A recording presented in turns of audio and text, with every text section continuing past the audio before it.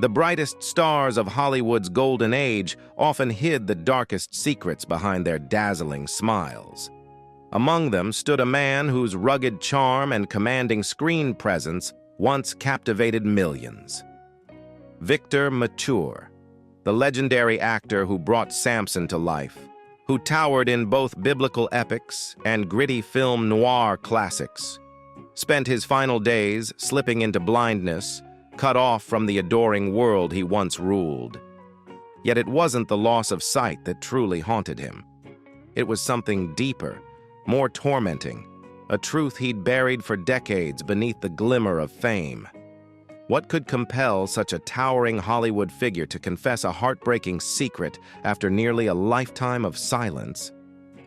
Was it the guilt that had haunted him since his meteoric rise to stardom, or a hidden family tragedy long locked away beneath layers of glamour and applause? And why did his health begin to crumble so quickly after lifting the weight from his soul? Before Victor Mature became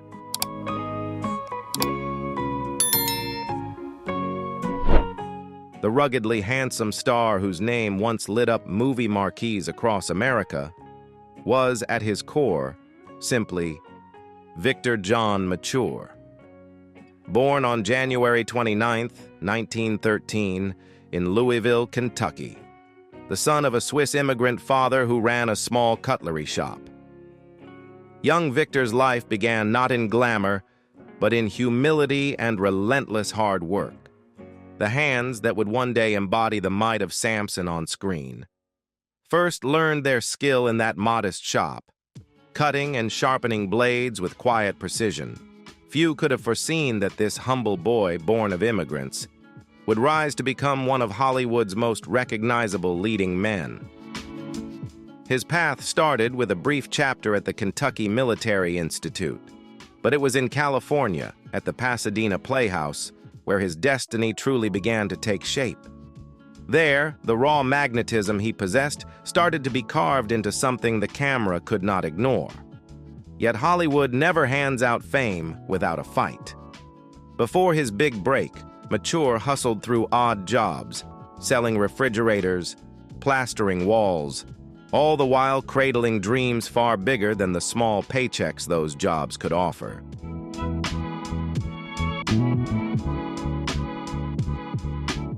When producers finally took notice of him, they saw what millions of future moviegoers would soon come to cherish: a leading man in the making, whose sheer physical presence stole the scene before he ever spoke a word. The year 1940 became the defining moment. As the prehistoric hero Tumac in 1 Million B.C., Mature erupted onto screens with a physicality that bordered on the mythic.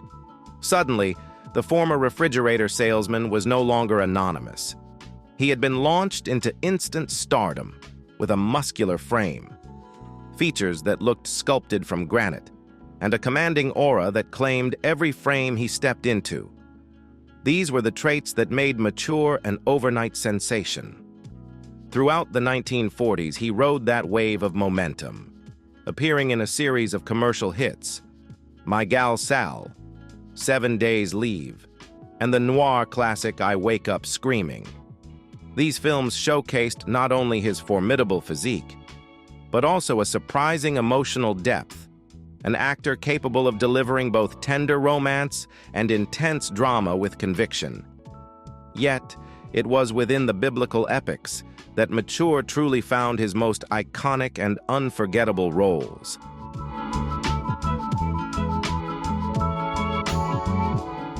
As Samson in Cecil B. DeMille's Samson and Delilah, Victor Mature embodied the legendary strongman with such unwavering conviction that, for many, he became indistinguishable from the character itself.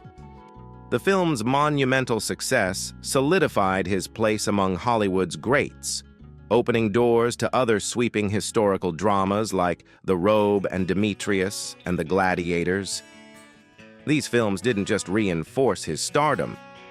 They transformed him into a cultural symbol, a living embodiment of masculine strength and valor that deeply resonated with post-war American ideals. What made Mature's rise all the more compelling was his refreshing self-awareness. Unlike many stars who clung to their crafted mythology, Mature possessed a rare humility about his craft.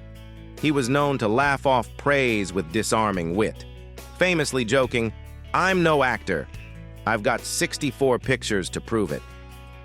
That refusal to take himself too seriously made him endearing to both peers and fans alike, adding unexpected depth to a man who could have easily become a one-note matinee idol.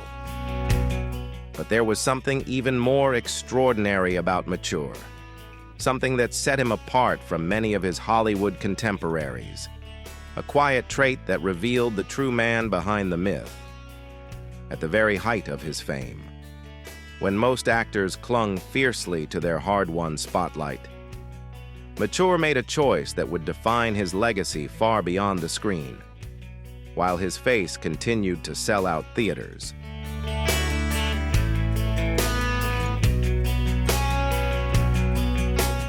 While theaters across America continued to sell out with his name on the marquee, Victor Mature's heart was somewhere else. When World War II swept across the nation, he made a choice few stars had the courage to consider. He stepped away from Hollywood's glow at the pinnacle of his fame, to enlist in the United States Coast Guard. This wasn't a publicity stunt orchestrated by a studio. It was a sincere act of patriotism from a man who placed duty far above celebrity, serving with honor in the South Pacific. Mature rose to the rank of chief boatswain's mate. To his fellow servicemen, he wasn't a movie star. He was one of them, a dedicated Coast Guardsman who faced the same dangers, endured the same hardships. For Mature, this wasn't about playing the hero. It was about becoming one. Far from the cameras and the applause, his wartime service revealed the depth behind the image, a patriotism that transcended performance, rooted not in spotlight or scripts, but in values and sacrifice. When he returned to Hollywood after the war, something within him had shifted. Though he resumed his career, there was a new tone to how he approached fame and fortune.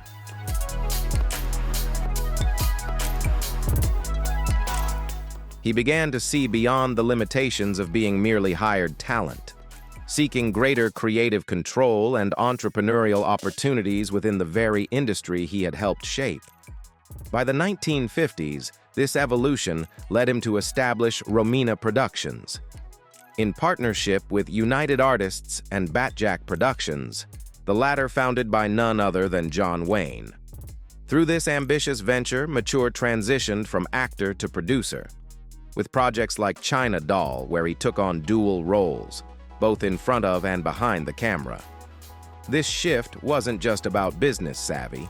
It was about reclaiming agency, about taking ownership of a career that had long been defined by others. He announced bold plans for films like The Incorribles and Vaults of Heaven. Though not all came to fruition, they stood as proof of his drive to carve out a new path, one where he could shape stories, not just inhabit them. The Western genre became another powerful vehicle for his talents. In Escort West, released by United Artists, Mature stepped into the boots of the quintessential cowboy, guiding audiences through the harsh moral landscapes of the American frontier. What do you think about this story? Did anything here speak to you? Drop a comment, leave a heart if you relate, and subscribe to uncover more untold Hollywood stories with us.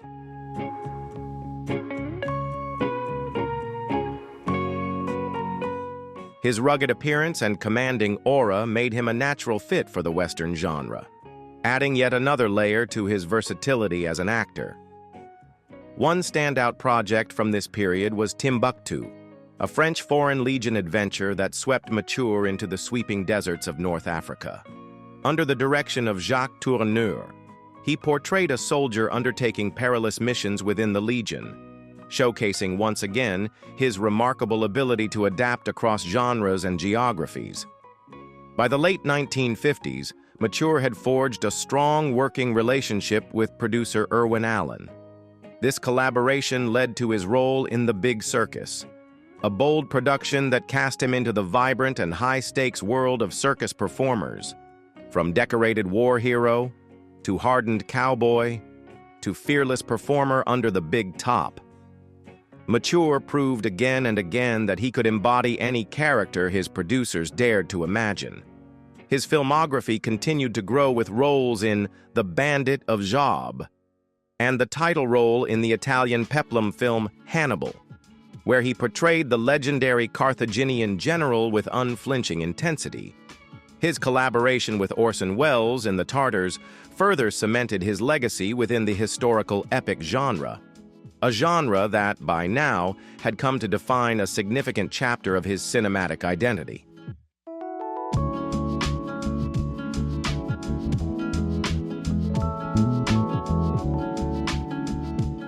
Yet despite his ongoing success and remarkable versatility, something inside Mature was quietly shifting. At the age of 46, he made a decision that stunned many in the industry. He announced his retirement from acting. When asked about this surprising move, he responded with his signature candor. "It wasn't fun anymore," he said plainly. Financially secure and perhaps disillusioned by the Hollywood grind, he declared his new ambition: to become a professional loafer.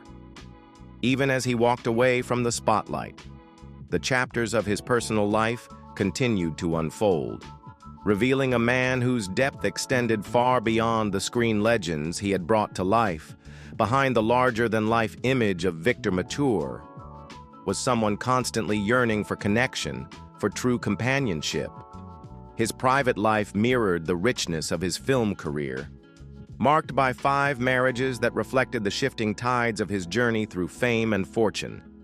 His first marriage to Frances Charles ... marked the beginning of his attempts to reconcile the weight of celebrity with a longing for personal fulfillment and emotional peace.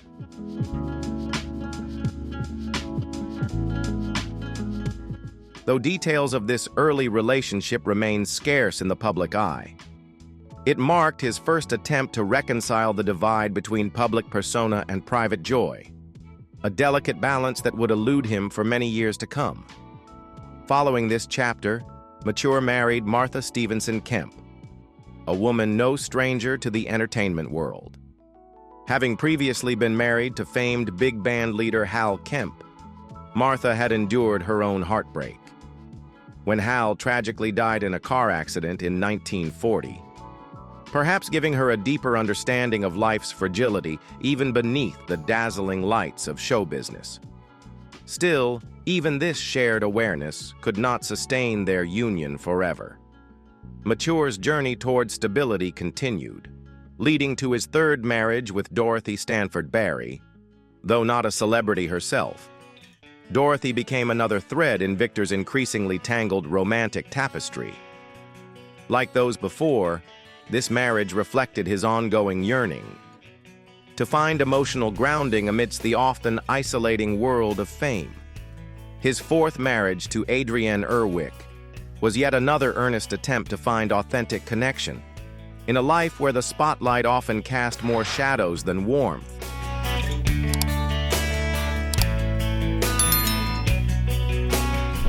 Though relatively brief, this marriage marked another step in Mature's unwavering pursuit of something genuine and enduring beyond the illusions of Hollywood. It wasn't until his fifth and final marriage that Victor seemed to find the peace he had long been seeking.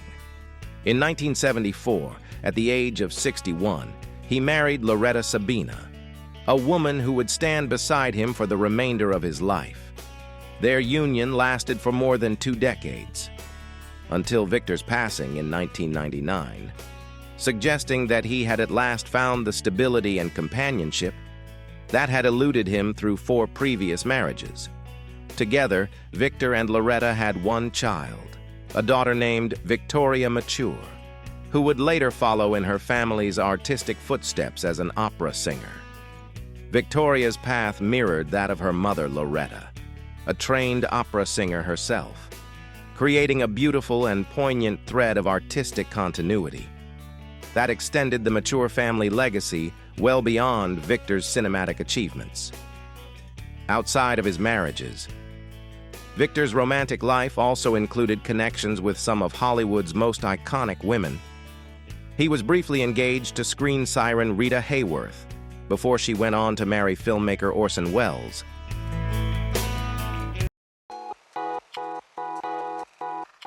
This fleeting romance with one of the era's most celebrated beauties further cemented Mature's place among the inner sanctum of Hollywood royalty. He was also briefly engaged to actress Anne Shirley, a beloved star of the 1930s and 1940s cinema. These high-profile relationships added yet another layer to the already complex tapestry of Mature's personal life, reinforcing his image as a captivating leading man, both on screen and in the world beyond it. But as the decades slipped by, and Mature gradually withdrew from public life, he faced trials that made the highs and lows of love seem almost trivial. Physical decline ushered in a different kind of darkness, one that would force him to confront the secrets he had buried for so long. As the millennium drew near its end, Victor Mature, once the embodiment of strength and vitality, found himself locked in a battle far more personal, far more devastating than any he had ever portrayed. Behind the walls of his Rancho Santa Fe home, hidden from the spotlight that once followed his every move, Mature was quietly losing his sight. The diagnosis was age-related macular degeneration, a cruel condition that steadily erodes central vision, leaving only the dim outskirts of sight intact.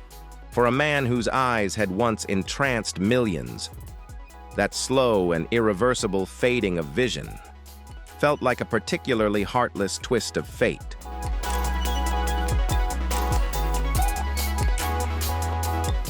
Compounding his vision loss were complications from undiagnosed diabetes, a silent affliction that hastened his decline and weakened his once strong body. As the darkness crept ever closer, Mature retreated further from the world he once captivated. The man who had once commanded the silver screen with effortless might now moved through his home with uncertain steps, navigating familiar spaces through memory alone. As light faded into shadows with each passing day, friends recalled a quiet but profound shift in his spirit. Frustration simmered beneath the surface, a sorrow settled in his still moments, and isolation deepened as his connection to the visual world slipped away. As his sight dissolved into blackness, his memories grew sharper, louder, more persistent. The selective forgetting that had helped him survive the demands of his career became increasingly difficult to sustain. In the silent corners of his darkening world, thoughts he had buried for decades began to rise, each one clearer, more insistent. The man who once embodied Samson, the pillar of strength, now faced his own human frailty. With a kind of bravery few would ever witness or fully understand. What do you think about this story? Did anything here speak to you? Drop a comment, leave a heart if you relate, and subscribe to uncover more untold Hollywood stories with us.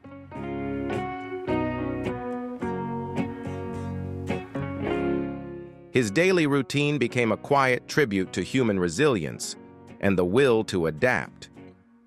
Learning to navigate by touch what he had once mastered through sight, finding new ways to engage with the world. As the old ones slowly slipped beyond reach, simple pleasures, like reading a favorite book, became insurmountable hurdles, forcing him to rely on others to stay connected to news, stories, and the pulse of life. During this time, his daughter Victoria emerged as his most loyal and constant companion. She read to him, described the shifting skies and falling leaves, ensuring that even as his visual world collapsed inward, his soul remained tethered to life and beauty. Their bond deepened profoundly in those years, the once mighty star now dependent in the most intimate way on the daughter whose own journey into the arts mirrored his legacy. But even as Mature adjusted to his physical challenges, those closest to him sensed another struggle beneath the surface, something far deeper than the grief of fading sight or fragile health. There was a quiet unrest in him, a rising urgency in his spirit, as if the clock were ticking down, not just for his vision, but for something unspoken, something that needed to be set free.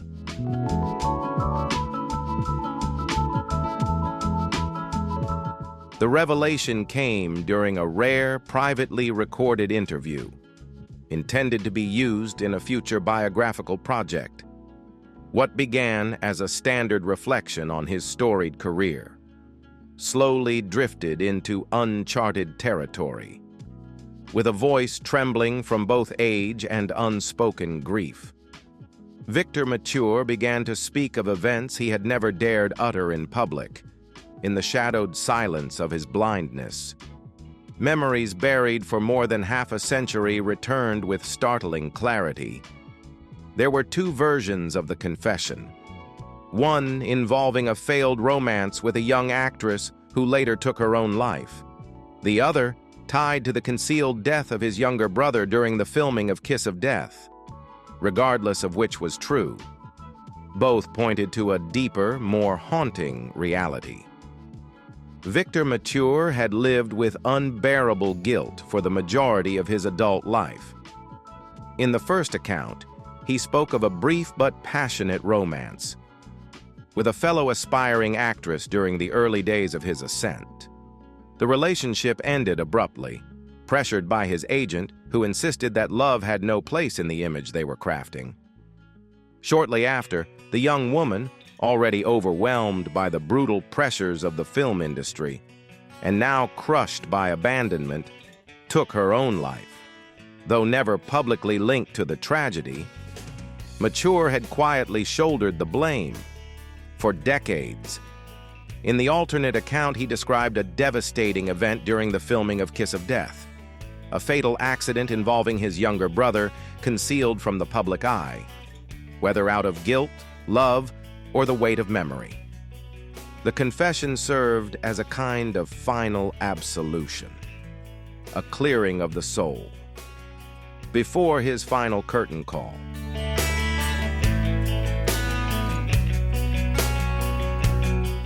Those who heard the private recording described something unmistakable in Mature's voice. A release, a sigh of relief so deep it seemed to come from the very center of his being, as though the act of speaking truth had lifted a burden he had carried for most of his life. For a man who built his career playing towering heroes on the screen, this quiet moment of honesty may have been his bravest performance of all.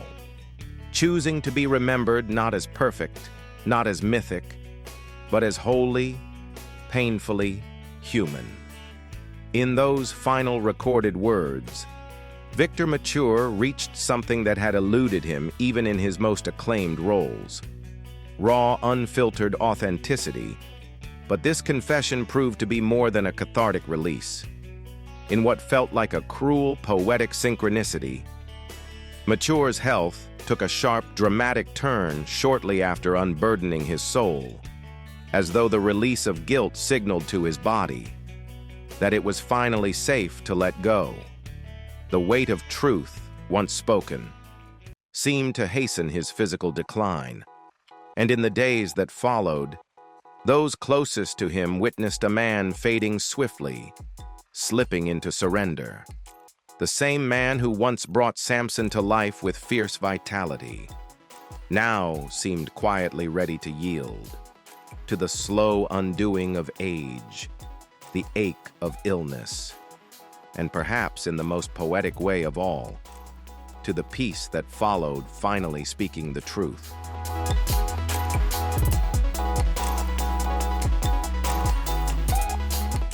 His blindness had already shut much of the world away, but now other parts of his body began to follow. The diabetes that had taken his sight now damaged other organs. Heart disease, once held at bay, returned with vengeance. And most devastating of all, leukemia. A diagnosis kept private for years was now advancing with cruel speed. In those final days, his daughter Victoria rarely left his side. She read to him from his favorite books, described the shifting patterns of sunlight on his walls, and sometimes sat beside him in gentle silence, her hand resting inside his. It was a tender reversal of roles, the once mighty Samson, now leaning on the strength and love of the daughter who had inherited his gift for performance. News of his deathbed confession began to ripple outward, stirring an outpouring of support from colleagues and fans alike. Messages arrived from across the decades, praise for his honesty, gratitude for his courage. Some admitted they had long sensed something beneath his cheerful facade, but never imagined the weight of the sorrow he had carried alone. And yet, Victor Mature would not live to fully feel the warmth of this empathy, or witness how deeply his truth resonated.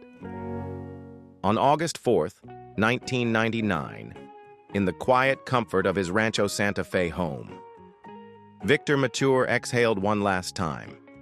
He was 86 years old. The official cause of death, heart failure complicated by leukemia. But to those who knew him, who had stood beside him in those last fading hours, the truth felt different. After decades of carrying the unbearable, after finally giving voice to his burden, Victor Mature had simply chosen to let go. Victor Mature didn't exit in the spotlight, but in the quiet light of truth, a life of fame, shadows, and redemption. And at last, he found what he had been seeking all along: peace. What do you think about this story? Did anything here speak to you? Drop a comment, leave a heart if you relate, and subscribe to uncover more untold Hollywood stories with us.